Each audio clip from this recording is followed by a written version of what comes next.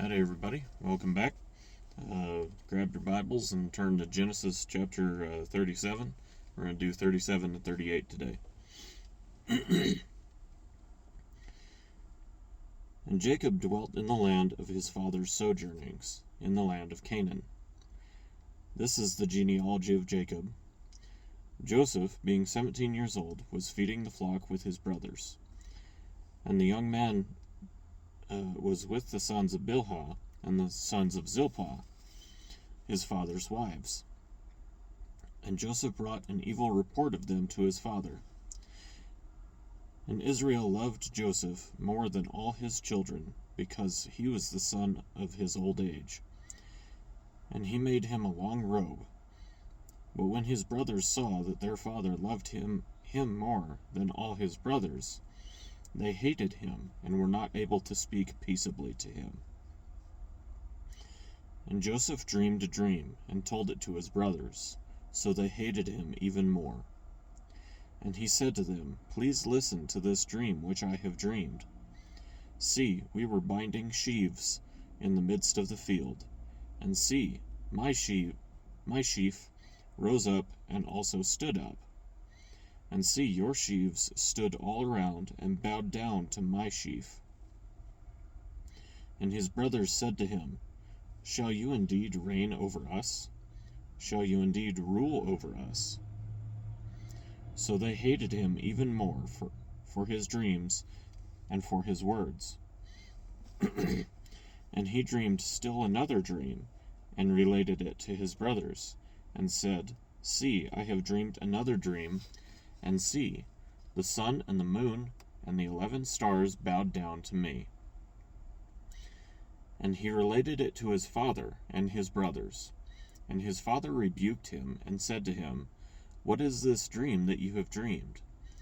Shall we, your mother and I and your brothers, indeed come to bow down to the earth before you?" And his brothers envied him, but his father guarded the word. And his brothers went to feed their father's flock in Shechem. And Israel said to Joseph, "Are not your brothers feeding the flock in Shechem? Come, I send you to them." So he said to him, Here I am." And he said to him, "Please go and see if it is well with your brothers, and well with the sheep, and bring back word to me." So he sent him out of the valley of Hebron, and he went to Shechem. And a certain man found him, and see, he was wandering in the field. And the man asked him, saying, "What do you seek?" And he said, "I am seeking my brothers.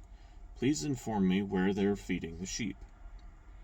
And the man said, "They have left here, for I heard them say, 'Let us go towards Dothan.'" So Joseph went after his brothers, and found them in Dothan. And they saw him from a distance. And before he came near them, they plotted against him to kill him. And they said to each other, "See, this master of dreams is coming. Now then, come and let us now kill him, and throw him into some pit, and shall say, 'Some wild beast has devoured him.' Let us then see what comes of his dreams." But Reuben heard and rescued him from their hands, and said, "Let us not strike his being." And Reuben said to them, "Shed no blood. Throw him into this pit, which is in the wilderness, and do not lay a hand on him, in order to rescue him out of their hands and bring him back to his father."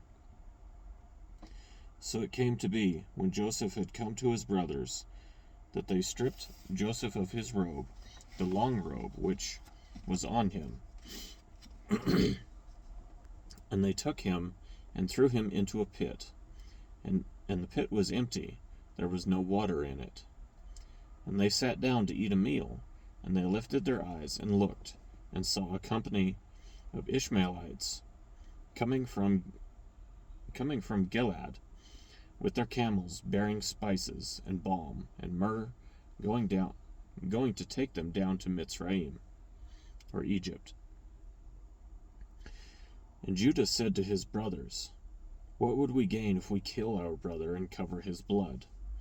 Come and let us sell him to the Ishmaelites, and let not our hand be upon him, for he is our brother, our flesh. And his brothers listened. And Midianite traders, passed by.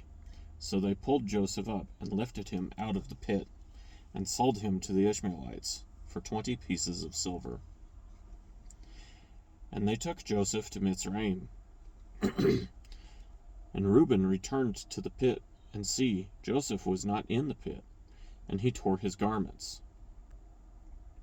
And he returned to his brothers, and said, The boy is gone, and I, where am I going to go? So they took Joseph's robe, slew a male goat, and dipped the robe in the blood, and sent the long robe, and brought it to their father, and said, We have found this.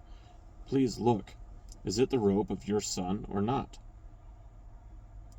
And he recognized it, and said, It is my son's robe. An evil beast has devoured him. Joseph is torn to pieces. And Jacob tore his garments, and put sackcloth on his waist, and mourned for his son many days. And all his sons and all his daughters arose to comfort him, but he refused to be comforted, and said, Now let me go down into Sheol to my son in mourning. So his father wept for him. And the Midianites had sold him in Mitzrayim to Potiphar, an officer of Pharaoh and captain of the guard. Now chapter 38. At that time it came to be that Judah left his brothers and turned aside to a man, an Adulamite, whose name was Hirah. And Judah saw there a daughter of a certain Canaanite, whose name was Shua. And he took her and went into her. So she conceived and bore a son, and he called his name And she conceived again, and bore a son, and she called his name Onan. And she conceived yet again, and bore a son, and called his name Shelah. And he was at Kezib when she bore him. And Judah took a wife for his firstborn son, and her name was Tamar. But Judah's firstborn, was evil in the eyes of Yahweh, and Yahweh took his life. And Judah said to Onan, Go in to your brother's wife, and marry her, and raise up an heir to your brother.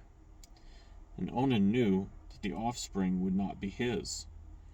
And it came to be, when he went in to his brother's wife, that he spilled on the ground, lest he should give an offspring to his brother. But what he did displeased Yahweh, so he took his life too. Then Judah said to Tamar, his daughter-in-law, Remain a widow in your father's house until my son Shelah is grown. For he said, Lest he also die, as his brothers did. And Tamar went and dwelt in her father's house. And after a long time, the daughter of Shua, Judah's wife, died. And Judah was comforted, and went up to his sheep shearers at Timnah, he and his friend Hirah the Adulamite. And it was reported to Tamar, saying, See, your father-in-law is going up to Timnah to shear his sheep. And she took off her widow's garments, and covered herself with a veil, and wrapped herself, and sat at the entrance to Enayim, which was on the way to Timnah, for she saw that Shelah was grown, and she was not given to him as a wife. And Judah saw her, and reckoned her for a whore, for she had covered her face.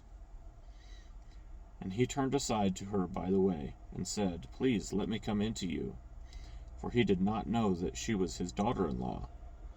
And she said, What do you give me to come in to me? And he said, Let me send you a young goat from the flock. And she said, Do you give me a pledge until you send it? So he said, What pledge should I give you? And she said, Your seal and your cord, and your staff that is in your hand.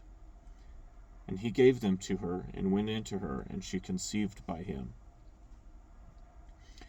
And she arose and went away, and removed her veil, and put on the garments of her widowhood.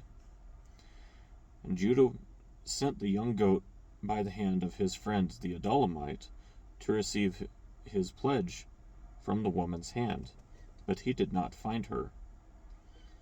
And he asked the men of that place, saying, Where is the cult prostitute who was beside the way to Enayim? And they said, There was no cult prostitute in this place. And he returned to Judah and said, I have not found her. And the men of the place also said, There was no cult prostitute in this place. And Judah said, Let her take them for herself, lest we become despised. For I sent this young goat, and you have not found her.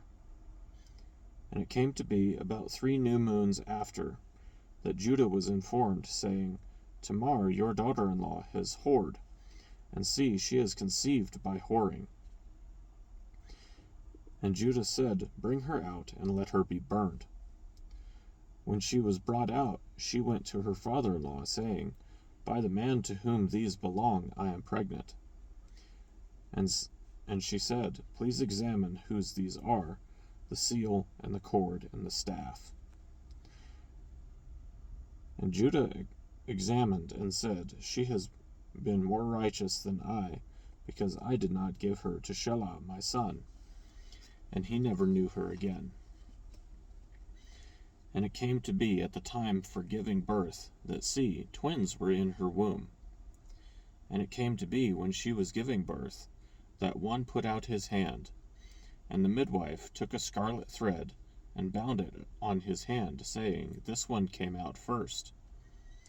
And it came to be, as he drew back his hand, that see, his brother came out.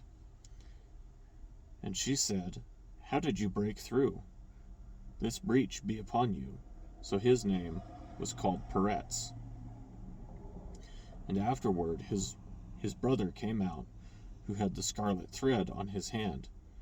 So his name was called Zerah. And we'll go ahead and call it there for today. Thanks for watching.